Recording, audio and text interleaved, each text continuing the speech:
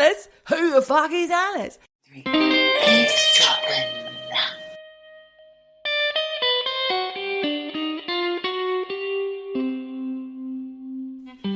Oh, Michelle, there you are. Here I am. Hello, Come and Geordie. get me. 1, 2, 3. And a slow turning around. That's what I'm doing for you. Slow turning around. We did a extra droppings. Extra droppings. Which is where you pay Patreon and get in. And you're an exclusive member of a club, you know. And we did one on ABBA. In fact, ABBA Voyage, the women of ABBA. It's a great little episode, which you can only access through that platform. And we talked about a video where there's a lot of slow turning around. Michelle, did you watch the vid? I watched it and I almost choked on vomit when she was saying, not too old for sex. Even though I knew that line was coming from Frida. It was a bit much, wasn't it? In that breakup song, it still shocked me. What were they, 30? Yes. Not too old for sex. Oh, God. Honestly. No one's ever too old for sex. I don't know. There are people, octogenarians, who are still after it. Oh, doesn't bear thinking about. By the way, hi, welcome to the episode. I'm Geordie. And I'm Michelle, and you are an eavesdropper because you are eavesdropping on us. On our convo. And we love you for it. We welcome it. You know that. Big hearts, big hugs, big virtual hugs. Big everything. We're going big. Big bananas, big pineapples, big prawns. You know, we're Australian. Big merino. You know it. The big avocado. We talk about it all the time. We're both expats, by the way. We don't live there anymore. Hence, we miss it terribly. We do have a lot of Australian listeners, though, Michelle. We do indeed. And in fact, I do have an Antipodean story coming up. Do you now? Is it true crime time this week? True crime time. True crime. True crime. Now, I don't know whether or not you've heard from Safka, the White Witch from Australia, who contacts us. And she looks forward every Wednesday to our episodes, right? She does. And I have heard from Safka. You have? But yes, have you got some new gossip I have for got me? some What's gossip, she told yes. you? She talks to us separately, obviously, Michelle, because obviously you do the emails and I do the social medias. Well, she contacted me to say that she was having I don't know the actual words, I'm doing it from memory, so forgive me, Safka, if I get it wrong.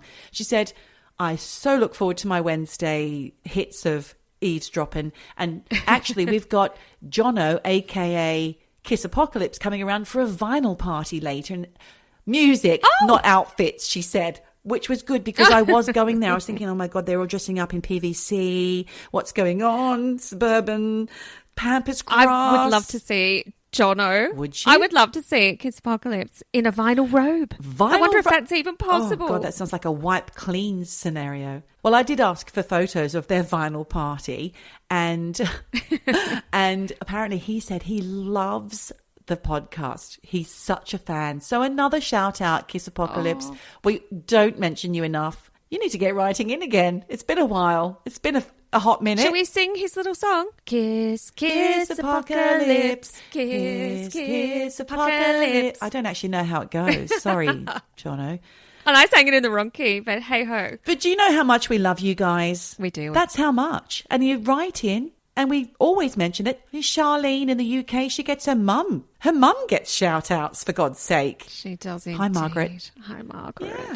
I wonder if we can call her Mags yet. I don't think we should ever do that, Michelle. You're so Australian. Mags. You just go in there.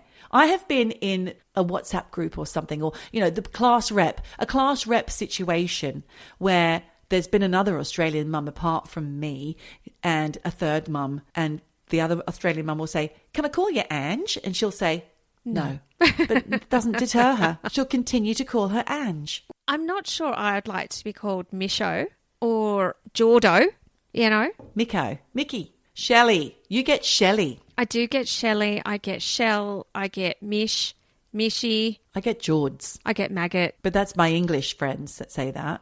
Geords with a D is very nice. I like that. I like it. Yeah, not Jaws. Here's to you, Mags, a.k.a. Margaret, Charlene's mum. You bitch. Now, as we mentioned earlier, it is True Crime Week. It's been a while. I just want to preempt this episode, though, Michelle, to say it's comedy and it is hard to make death funny. You know, the sad situations that, you know, lead to unexpected murders and the misery that surrounds it and the absolute desperation that comes with it. But I just want people to know that we're doing this because people want to hear the stories. shit happens out there. People want to know, I guess. What would you say, Michelle? Yeah, I think people do want to know, but I think also there are moments in a story for sensitivity. Yes, we are a comedy podcast, and if that's not your jam, then don't be offended if we make light of something, because sometimes there's a fine line between laughing and crying, and if you don't laugh, you cry. And that's also why we go there. I have to say, this week I have a particularly sad story, and it does in fact come from our gorgeous white witch Safka, who suggested we look into the heartbreaking murder of a woman called Tania Furlan. So sadly, Tania was actually a close friend of Safka's friend called Michelle. I certainly hope we can do the story justice, and that telling Tania's story can kind of be a bit of a cautionary tale, because without giving anything away, as Safka says in her message on the emails in the mailbag when we were rooting around in there, she does say that we are all guilty of opening the door to a stranger at one time or another. Well, the thing is, you can't see through your door, can you? Well, you know, in Australia, you've got a screen door. Most of them have a fly screen. That's a security door. Right. We don't have that in the UK. We certainly don't have it here in Switzerland. Well, we do have cameras nowadays. You know, Yes. Everyone's got their Ring doorbell, and that's being used more and more by police when they're looking to try and catch criminals. Yes. In fact, that is how they caught Wayne Couzens, who's that dreadful policeman who raped and murdered Sarah Everard. Right. Here in the UK during COVID times. He abducted, drove her down to Kent, and the only way they could track him was through CCTV from people's houses and buses. It's really shocking. And look, certainly I will say in Tania's case, because we are going back to 1996, obviously there were no Ring doorbells. There was barely any internet. Screen doors, you know, people had a screen door and people were kind of trusting. Yeah. Like I said, I'm going to go back to 1996, 26th of July. Now, 27-year-old Tania Furlan, she'd had a fairly normal day. According to reports, she was a bit of a cleanaholic. The reports out there said that she loved a clean house. And that morning, she had cleaned and mopped the house, as she usually did. And I have to say, hats off to her, because I don't mop my floor every day. No, sir. It's a bit much, isn't it? In fact, I'm thinking about changing the tiles to dark ones like you had in your kitchen. So you don't see the grime as much? Yeah. In the kitchen? Yeah. Yes. Good move. It is a good move. I love a dark tile at all times. I've got a dark tile in here. I've got a dark tile there. You've got one here, there and everywhere. I do. I love a dark tile. But look, back to Tania. She loved a mop. She loved to clean. So she'd cleaned and mopped her house like she always did. And then she had a friend over for a cup of tea and a good chin wag, because 6 weeks earlier, she'd given birth to baby Tiffany. Oh. She was on maternity leave. I think she actually was a stay-at-home mum, to be honest. Tiffany was actually the youngest of 3 girls in the Furlan family. Now, Tania and her husband, Victor, lived in a really nice house in a very nice suburb of Auckland called Howick. In New Zealand. In New Zealand, yes. Sorry, I should say Auckland, New Zealand, because maybe not everyone knows. I was expecting this to be an Australian story, actually. Well, Tania had lived in Canberra. Oh. And this is how the Canberra crew knew Tania. Right, okay. And look, by all accounts, Tania had a lovely family. Around 4:30, 5 o'clock, she got a knock on the door. And when she opened the door to see who it was, there was a man there holding a large cardboard box who she assumed was a delivery driver. And then he asked her if he could borrow a pen, presumably to sign for the box. And Tania was like, yep, no problem, and went inside to get one. However, the man followed Tania inside the house. God. He then told her to lie down. He opened up that cardboard box. And I need to give a trigger warning here, because this does get dark. Trigger warning. Trigger warning. Trigger warning. If you're going to be upset by this, skip forward the next, 30 seconds. So this guy pulled out a small metalworking hammer known as a ball peen hammer. I know those, yeah. And you'll know the ones, it's kind of an engineer's hammer. It's got a round ball on one end and the flat normal hammer side on the other. And he bludgeoned Tania almost to death. Fuck. I know. With a ball peen hammer. Yes. Then he supposedly left a ransom note for Tania's husband, Victor. Oh, fuck. Demanding money because Victor ran the local supermarket and this perpetrator, this guy, this delivery driver, clearly thought the family had money. Supposedly, he leaves the ransom note. He then grabs baby Tiffany, chucks her into the cardboard box. Oh, my God. And drives the hell away from the scene of the crime. However, according to information given to Auckland police, it seems that the kidnapper, because it's now a kidnap, right?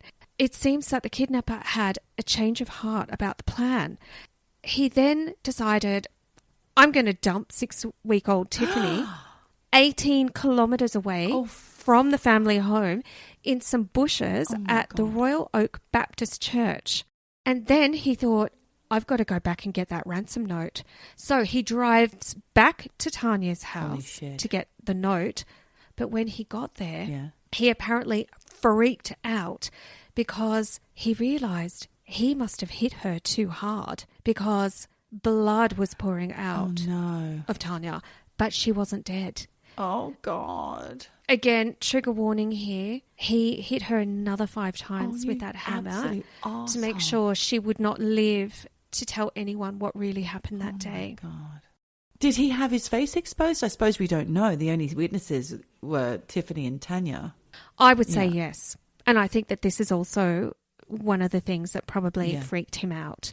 I think he probably thought, this is not going to work. This whole plan's not going to fly, and just thought, what am I doing here? This is horrifying, Michelle. It's absolutely terrifying. So not long after Tiffany was snatched, witnesses who were in the vicinity of the church that day told police that they saw a tall, athletic, tanned or darker-skinned man poking around the bushes where Tiffany was later found.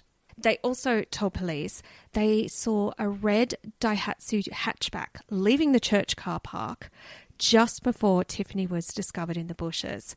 And I will say Tiffany was totally fine and totally unharmed, right? So when police arrived at Tania's house, and I'm not too sure how the alarm was raised here and how they realised Tania was in danger, but when the police did get there, they were absolutely shocked by the brutality of the hammer attack. And in one account that I read, when police arrived, Tania was still alive, hanging on by a thread. But unfortunately, she did not make it. And then obviously this whole scenario becomes a murder and a kidnapping. When police got to the house and started looking at the house, it was through the lens of a crime scene. They did find, Geordie, a shoe print inside the house where the murderer had stepped in blood and left a bloodied footprint. And that became the key piece of evidence in this case. Now, forensic scientist Marnix Kelderman was in charge of trying to find out what the shoe brand was, the size, who it belonged to, and he went deep trying to locate this shoe. So he did a lot of elimination. He eliminated the ambulance officers who were there at the Furlan house that day. He eliminated all the police, all of Tania's family, all of Tania's shoes, obviously, and the friend that came over. Because Tania was a total clean freak and they knew she had mopped that morning, it was really super easy to round up all the people who were there because they had a small window. It was Tania, the friend, and then anyone who had been there for the crime scene. Okay, right. And the killer. Yes. And everyone was eliminated. No one's shoe matched that shoe. But Marnix did manage to identify the shoe type. And it was a Reebok size 11.5. It had 7 distinguishing marks on it from wear and tear that made it quite unique. The police knew that the killer was 99% the person who owned that shoe. Yes. In the meantime, while that shoe print was being forensically identified, the police were following another line of inquiry because the ferocity of that attack left the police thinking that it could only have been carried out by someone with a mental illness. Oh. I will say here, it is the mid-90s. Mental health was not talked about or understood like it is today. Yeah. We know that a lot of murderers do have some kind of mental struggle, and the way they went with this, I was quite unusual because they thought that maybe it was a child abduction gone wrong. Yeah. They began working on a theory that maybe it was a woman who had targeted Tania to steal. With size 11 shoes, though? I know. Well, this was in the Come meantime. on. This was in the meantime. Oh, okay. I mean, it was a big shoe print. Yes. Yeah. But they had nothing, Geordie. They had no leads. So they thought maybe some kind of deranged woman wanted to steal this baby to raise for herself. And that led them to a woman called Nicolette Milroy. So Nicolette and her husband Les had been living in Australia but had moved to Auckland from Australia in 1994 with their kids when Les got a job with Big Fresh. What's that? It's a supermarket, and it's the same one that Victor worked at. Okay. So a week after they moved to Auckland, Tania and Victor moved from Canberra to Auckland with their 2 kids. And he also got a job with Big Fresh. Les and Victor became really close friends, and so did the wives. However, according to Nicolette, she said she and Tania had a massive fallout. Oh. Yeah, a few months before Tania was murdered. And I don't know what about, but they had been seen arguing at the school gates kind of thing, at the kids' That's kindergarten. serious. You don't do that. No. People knew they were not on good terms. And when police went through the call log of Tania's home phone that day, because we're talking landline, we're talking 90s, there was a call to Nicolette's house on the afternoon of the murder. Oh. So Nicolette became a murder suspect. Right. Nicolette says on the afternoon Tania was murdered, she wasn't even home. She was out shopping with the kids. And that when she got back, she checked her answering machine because obviously that's what used to happen back in the day. You'd have a home phone. People would call you if you weren't there. An answering machine with a cassette in it would tape a message from the caller. Then you'd have a little light that flashed and you'd check your messages. So she checked her message. Thank you for and that, there were a Michelle. couple of calls. That's okay. We have millennials here who don't even know. It's they true. don't even know what an What the answering fuck is machine. an answering machine? Yeah. But they also don't know things like those buttons on an old car. What does that do? Oh, well, that locks it and unlocks it. What does that lever do? It winds the window down. There are kids that don't know these things. So I'm going deep on that. All right. Nicolette, she's listening to her messages and there was one that was just a screech. Now, I don't know if that's a human screech or a mechanical kind of something, but Yeah. I think it was eerie. And then there was nothing. And police later traced that call as the one that came from Tania's house. All right. So Nicolette says that police told her that she'd been seen at the house and that she had killed Tania to steal the baby because Nicolette had recently had a hysterectomy and wanted Tiffany all for herself. This is what the police were trying to get Nicolette to admit to. And Nicolette was like, excuse me, I had a voluntary hysterectomy. I didn't want more children. But for a week, a hellish week, this woman was murder suspect number 1. Oh, dear. She was cleared. But obviously she was portrayed in the media as this crazed, deranged woman out to steal a baby stealer, because she couldn't have yeah. her own. But she had 2 kids. I know, it really messed up her life. And apparently she's still waiting for an apology and compensation for all the legal fees that, she had to shell out. Yes, of course. So who owned that Reebok, Geordie? Well, I'll tell you, the police had no fucking clue. Yeah, right. Yeah, for 3 months they scratched their heads. I mean, New Zealand's small, but it's not that small. I know. Well, they were scratching their heads going, how are we going to find the perp here? And then there was a breakthrough in this case. A guy called Travis Burns walked into an Auckland police station and told the police he had information about what happened to Tania Furlan. Oh. Sounds good, right? Right. Okay. Thing is, Travis was a convicted rapist and a burglar, and he had been in Mount Eden prison. And he told police, because he was out now, he's out of prison. Yeah. He told police that his former cellmate, a guy called Christopher Lewis, who was also out of jail, had bragged to him about killing Tania. Really? I watched this documentary on the murder, and this next information is apparently the conversation that went down, according to Travis. And look, I am going to trigger warning here again, because it's not nice. So skip ahead, guys, if you don't want to Sadly, hear. I can't skip. I have to No, listen. you've got to listen. You've got to eavesdrop on me. This guy, Travis, he's in prison in the office area. And I don't really get how this happens. I don't know if... I don't know where this conversation really happened, but there are some reports that say it happened at the prison office area. Other reports are that it happened at Chris's home.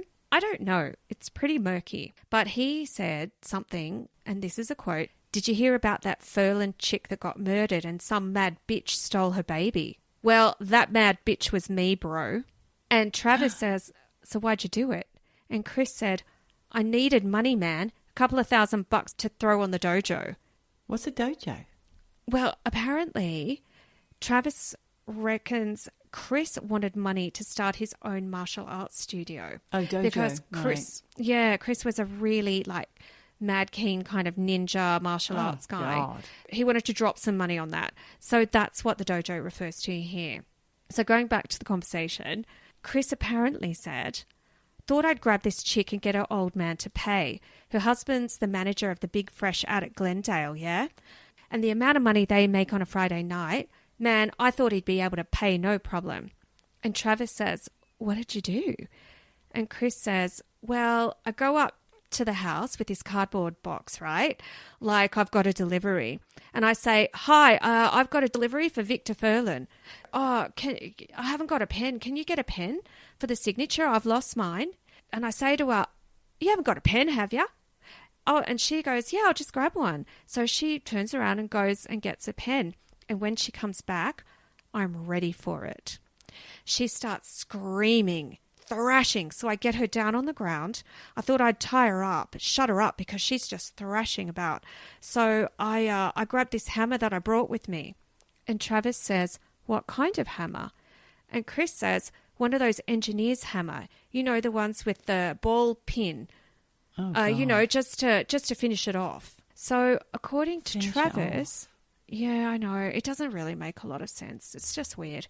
But according to Travis, Chris told him the kidnap plan had gone wrong, so he took the baby instead. And this is a quote. "So I go and I grab the baby that's there and just stick it in the cardboard box and put a ransom note on the ground and get the fuck out." Travis says, "What did you do then?" And Chris says, "So I'm driving around. I got this fucking kid in the car, right? Yeah, just thinking... this is just getting way too hot, man. So I've dumped the baby outside some church. Best thing I could have ever fucking done. Throws the pigs right off the trail." This is apparently the conversation that Travis Burns told the police that Chris Lewis had said. So now the police have a prime suspect. This guy, Chris Lewis. Because it's ticked all those boxes that you've already told us. But I wonder if there's that information out there. Well, apparently a lot of it was.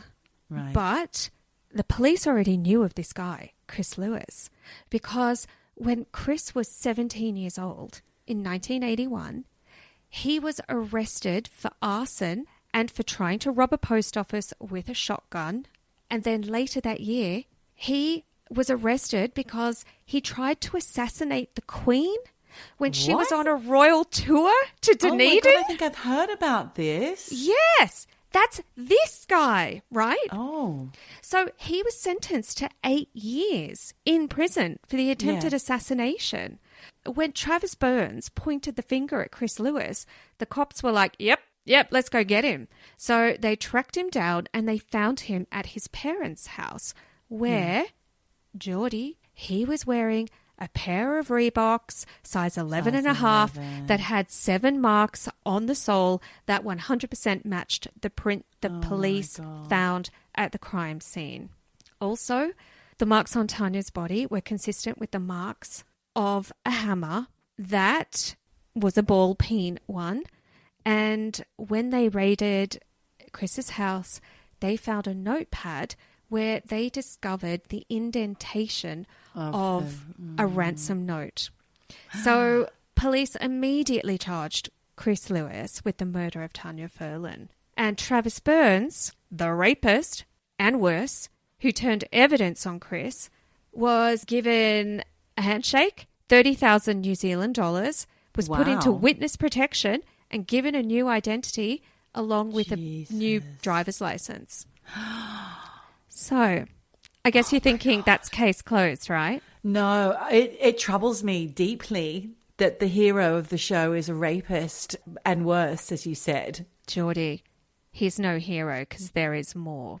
Chris insisted he had absolutely nothing to do with this murder, and he said he had an alibi. He was taking his girlfriend to yoga that night. Yeah. He then picked up her kid, and his girlfriend backed up his alibi.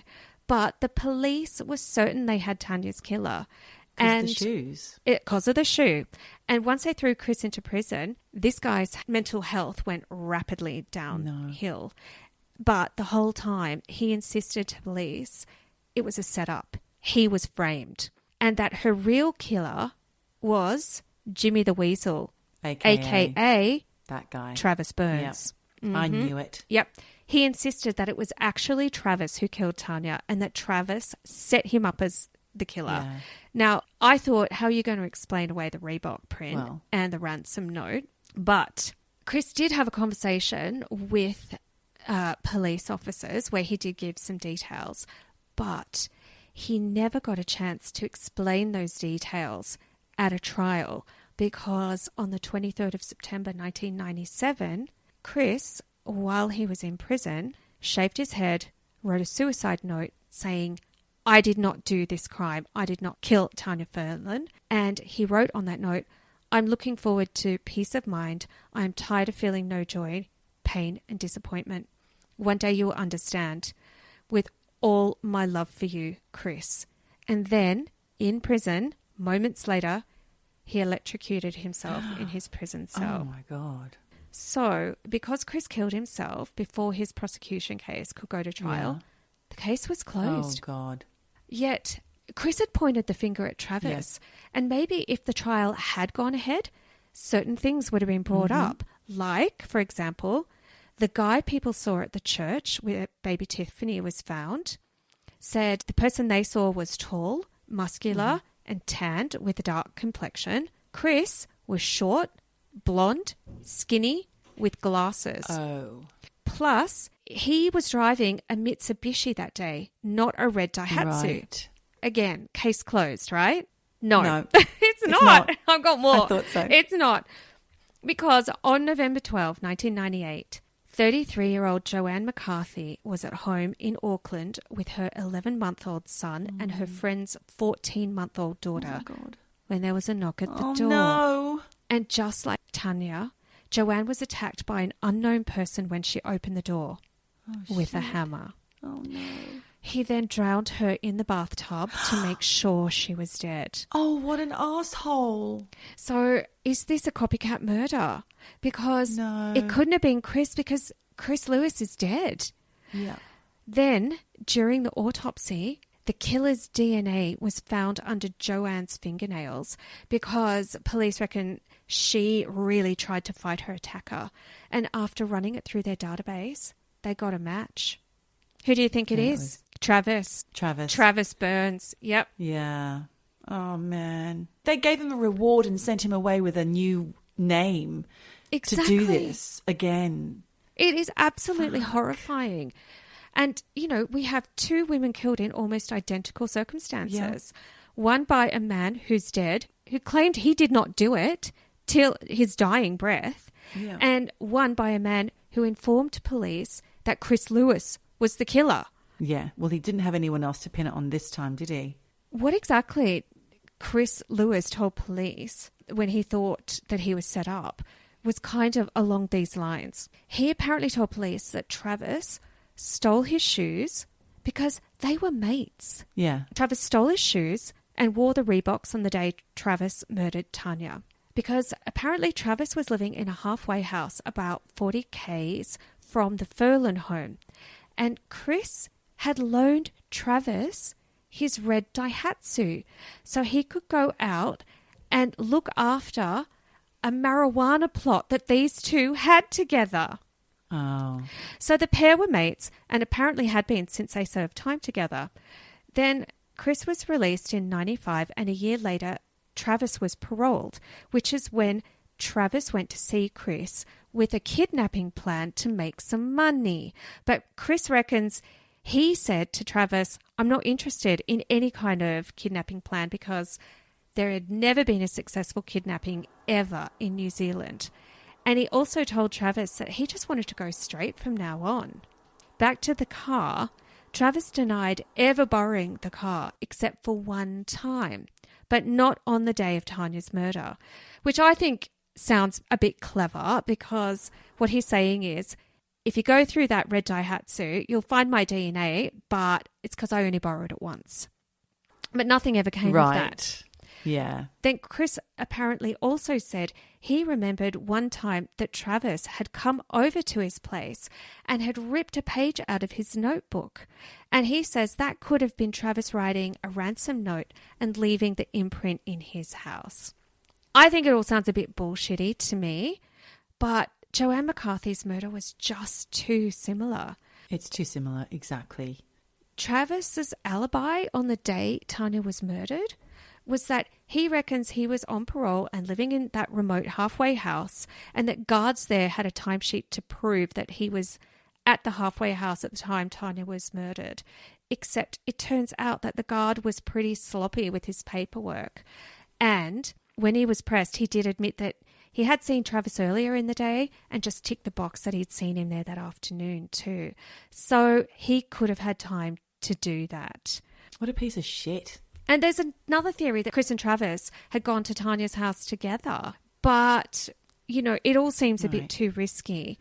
And then after the Joanne McCarthy murder, where Travis's DNA made it pretty tough to beat that murder charge, they did go back and look at his statement about Chris Lewis.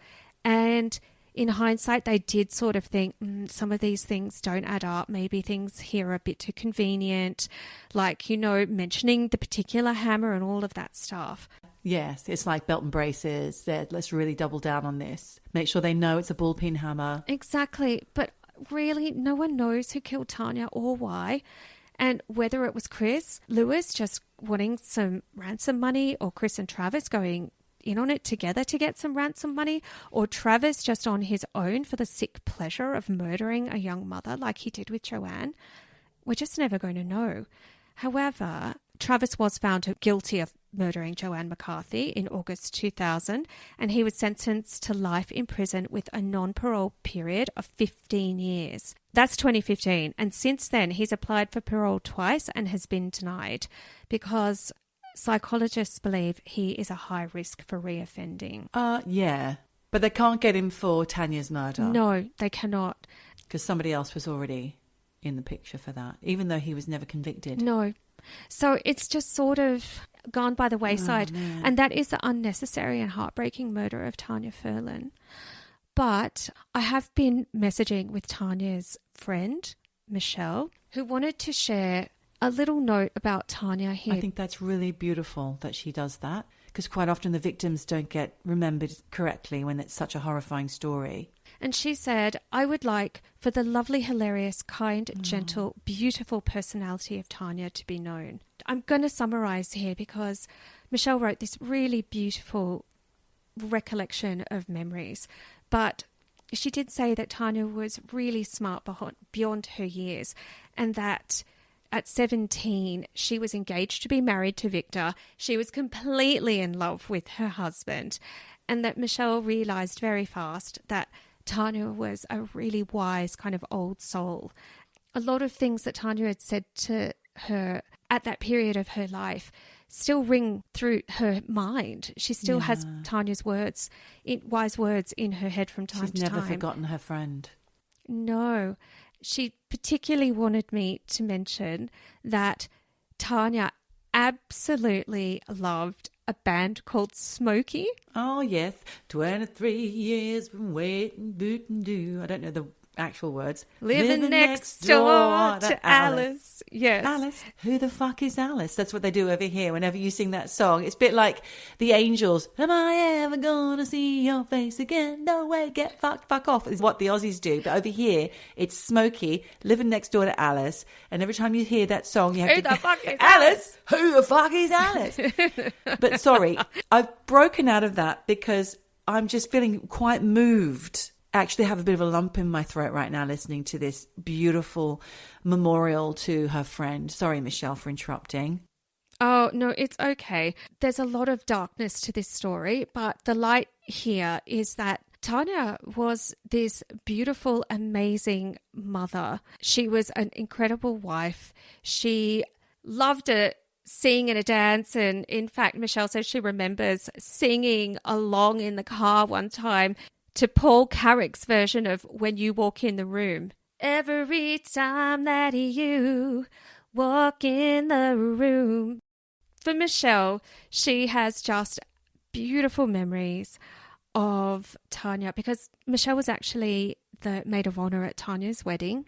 She just was this kind, wonderful woman who, when she had her first baby, was totally in her element and took to motherhood like a duck to water, and that Michelle looked on in amazement, and she did it all with ease, love and devotion. She does end the email with a cautionary note, just saying, please don't open your front security door too quickly when someone knocks. Just ask yourself, are you expecting a package? If not, exercise caution. Yeah. Don't open it to a stranger. No parcel is worth it. So, Michelle, thank you very much for giving us that really human side to Tania. And my heart goes out to Tania's family. Yes, me too. As we always say on our murder cases, R.I.P. And I really, really genuinely mean I hope Tania is resting in peace. She's definitely gone but not forgotten. We got a bit bleak, we got a bit dark. We're two birds yakking, just having a laugh. Wow, Michelle, thank you for that. Like I said, an absolutely moving case, and it's also quite frustrating to think that that man almost got away with it. He did get away with it, one murder, and was able to commit another one. The police really feel that guy Chris did it. Do they? It's the shoe. Yeah, right. Well, listen, I'm going to tell you today about another doorstep murder that happened 25 years ago this year in 2024. And it's a very famous one here in the United Kingdom. It's the murder of British TV star Jill Dando, who was murdered by a gunman on her doorstep at her house in Fulham, southwest London. Jill was a journalist, for those of you who don't know her. She was on everything back in the 90s. Television presenter, newsreader, well known as one of the Crime Watch presenters. Crime Watch was a TV show that's no longer on, but it was a weekly show where they would reenact crimes and request information from the public. And they actually got quite a few convictions out of it. And this was the height of her career.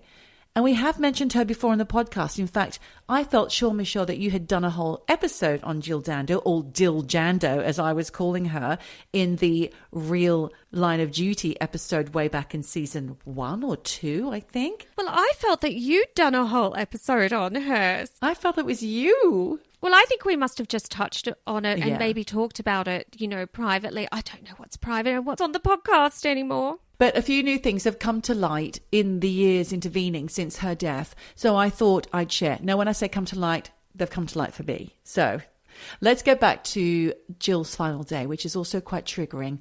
At around 11:30 in the morning on April 26, 1999, and this is from an article in The Guardian in 2002 by Bob Woofington, It says, as Dando was about to put her keys in the lock to open the front door of her home in Fulham, so she wasn't even inside, she was grabbed from behind. With his right arm, the assailant held her and forced her to the ground so that her face was almost touching the tiled step of the porch.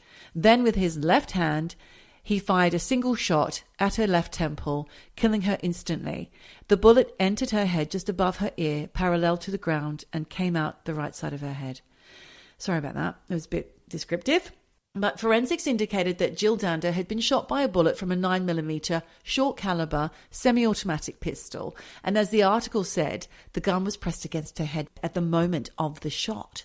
Investigations also revealed that the cartridge appeared to have been modified in a workshop, possibly to reduce its charge. A neighbour heard what was happening, the shot, and he heard also a shout, which he thought sounded like somebody being surprised. He didn't hear a gunshot.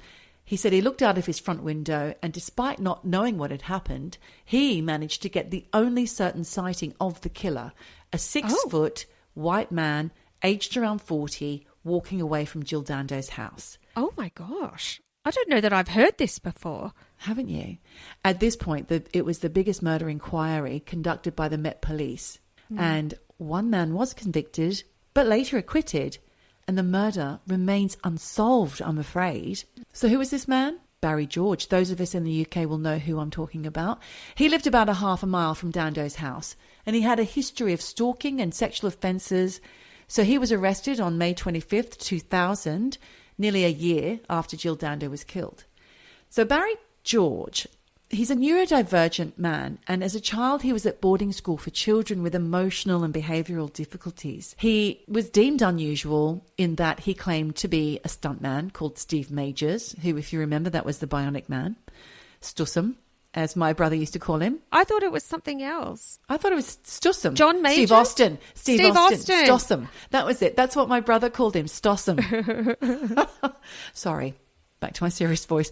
He convinced, though, as Steve Majors, a stadium to host a whole show where he'd attempt to jump over 4 double-decker buses on roller skates, but he hurt himself while trying to do it. Seriously committed.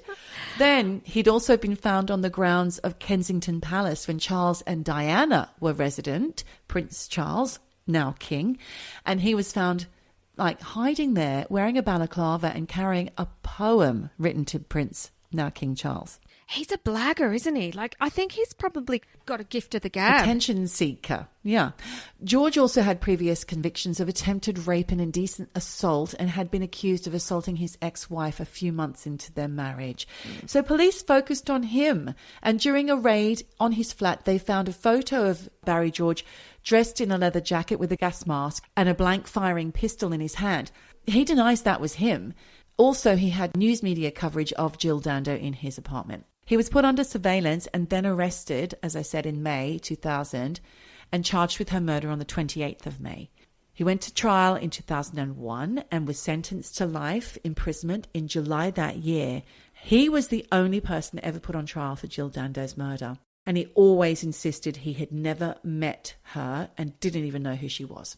Right. Actually, it was a particle of gunshot residue inside his jacket pocket that led to a guilty conviction. Right. He then spent 8 years in prison. Oh. All the while, his sister Michelle Bates never stopped fighting for him, and several appeals, in fact, were launched thanks to her. The forensic analysis of the bullet and cartridge found at the attack scene indicated the weapon was likely a makeshift creation from a replica or decommissioned gun. It was suggested that a skilled hitman wouldn't choose such a low-quality firearm, and because of this, police began to lean towards the idea that the murder was done by someone unstable and acting on impulse, and this was the theory that led them to Barry George. Right. But George's defense lawyer, Michael Mansfield KC, says the file should still be open. They should still be looking. Yeah. The case against George appeared thin, and there were, like I said, many appeals unsuccessful. But eventually that gunshot residue evidence was discredited, and George's third appeal succeeded in November 2007. That whole original conviction was quashed, and a second trial lasting 8 weeks ended in his acquittal on the 1st of August 2008. Mm-hmm. And following that, some newspapers implied that he was guilty of that murder and more. But in December 2009, he received substantial damages from news group newspapers over libel articles in The Sun and the News of the World. Okay. However, he never received any compensation for his wrongful conviction. Right. So this leaves a gaping hole in the case of who killed Jill Dando. Yeah. Originally, police explored the possibility that a deranged fan may have killed her after being rejected. And Dando's brother Nigel had told detectives that she was concerned that there was a guy pestering her in the days before her death. Somehow this was ruled out. Then they explored the possibility of a contract killing. But the thing is about the whole circumstance surrounding her murder, where she was, you might think, yeah, she goes to her house at a certain time. People know where she goes. But Jill Dando had been living with her fiancé full time, not in Fulham, not at her address. Oh, okay. She rarely went to her Fulham home. In fact, she'd only gone there that day because she had gone to pick up some faxes from her agent who had told her he'd faxed some things to her apartment. So only a few people knew she was going to be there. It's very unlikely that a professional assassin would have known her movements and been at the right place in the right time. And also CCTV showed her from Hammersmith shopping centre to home. No one was following her. Well, that was my next thing. Was someone stalking her? No one was around. Like, as far as the police were concerned, no, they weren't. So, like I said earlier, only a few people knew she was going to that Fulham address that day. One of them was her agent, John Roseman, and he became a suspect when they found that he had sent faxes there. But he managed to convince police that he had nothing to do with it. And quite frankly, there are easier ways to get rid of a client, especially one that's so successful. Yeah. Honestly, she's his payday. Why would he do that? Then there was a jilted lover, Bob Wheaton, who also was under the microscope. Jill had transferred £35,000 to him towards the end of their relationship, but he said that was a gift, not a loan, and he too was off the hook. Okay. However, 48 hours after Jill was killed, there was this theory about a Serbian hitman who was responsible. Serbian? This is a strong theory. 20 days before her death, she had presented on TV a Kosovo crisis appeal that raised over £1 million in 24 hours for refugees fleeing the Balkans. Days before her murder, NATO bombed a TV station in Serbia, killing 16 employees. Jill's agent, John Roseman, had said at the time, "We had a lot of mail, but not usually threatening. Then we received a letter that mentioned the appeal she had given earlier that month for Kosovo, and it seemed somewhat threatening." Even more menacing was this call to the BBC just hours after her murder from an unidentified man with an Eastern European-sounding accent who said, "Tell your Prime Minister in Belgrade 15 people were killed, so 14 more to go." Oh, chilling. The next day, another caller with the same accent said, "Yesterday I called to tell you to add a few more numbers to the list. Your government and Prime Minister Blair murdered, butchered 17 young people who work like makeup artists, electrical engineers, these types of people. He butchered, we butcher back. The first one you had yesterday," meaning Jill. Yeah. "The next one will be Tony Hall." That was the BBC executive chief at the time. When I read this to my husband, he said, "That doesn't make sense. Why would you announce your next victim?"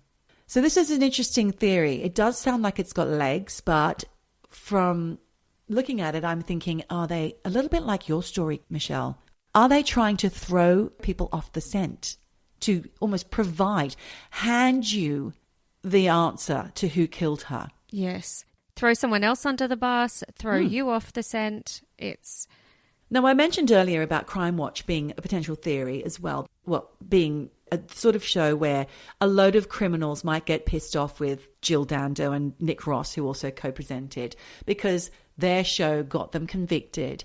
But they looked at about 30 people who had reason to hate the program because they'd been convicted after it aired, but it didn't come back with any kind of solid evidence. So that was let go as an idea as well. Cold case investigations after Barry George was released in 2008 concluded that Jill Dando was killed by a professional in what is known as a hard contact execution.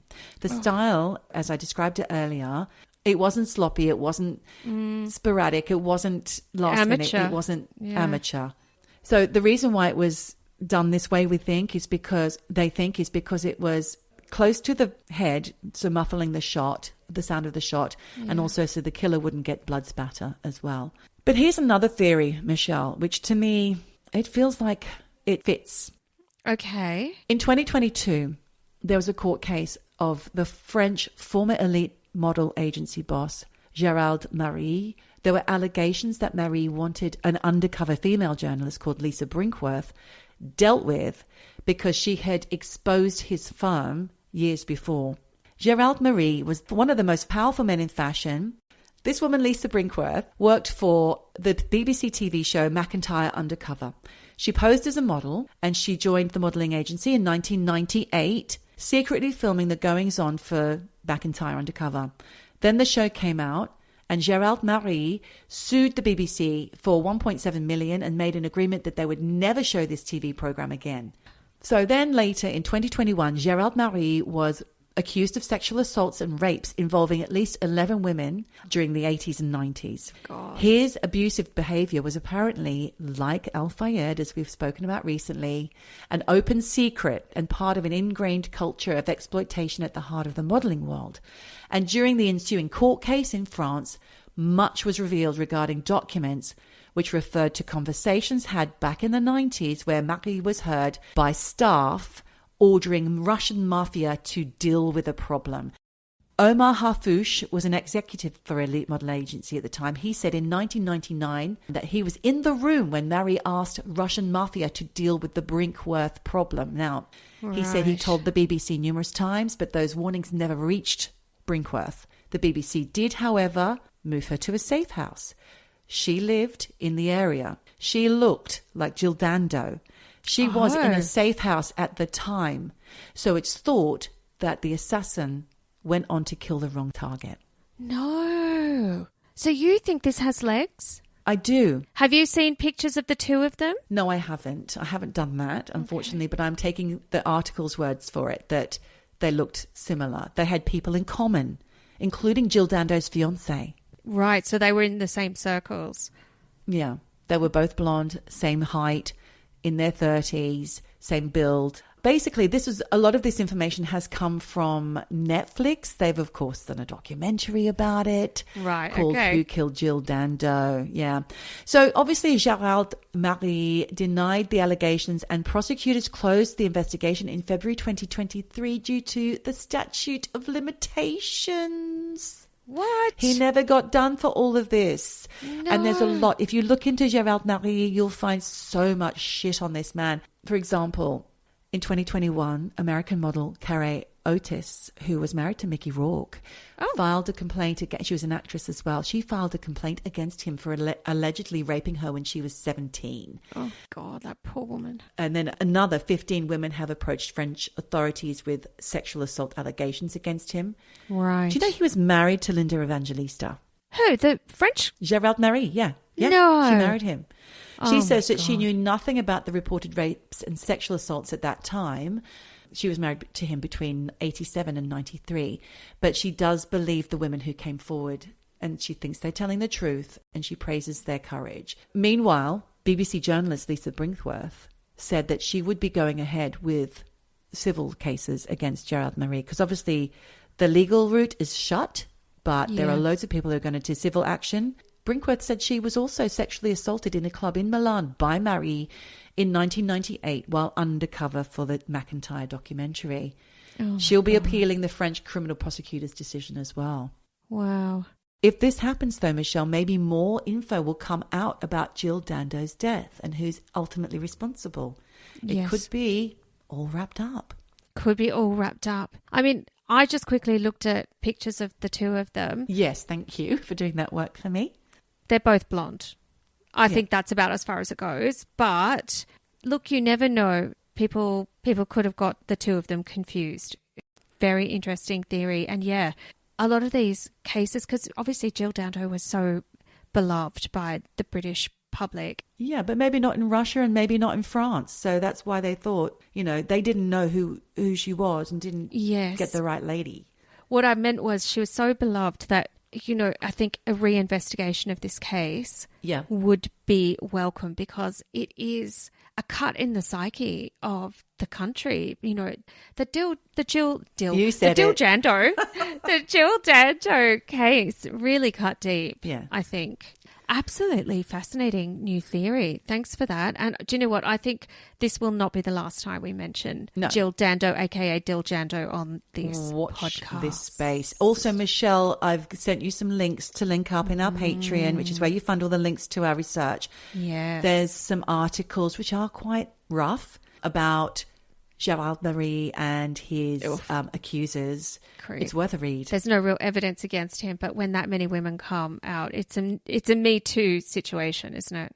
The thing is, Michelle, there's evidence, but the statute of limitations has run out. Yeah. Which is fucked. That guy's fucking lucky. He skated away. So far. Hopefully the civil action something will come out of it. Well, thank you very much for that eye-opening Pleasure. story and those new theories. Really interesting. I would say to our eavesdroppers, if you have any thoughts about this or any theories, drop us an email, hello@eavesdroppinpodcast.com. We love it when you write in. We do love that. And in the meantime, there are only 3 things left to say. Wherever you are, Whatever you do, just keep eavesdropping. Eavesdropping. Eavesdropping. Eavesdropping. Dropping. Eavesdropping. Dropping. Eavesdropping. Eavesdropping. Dropping. Ouch.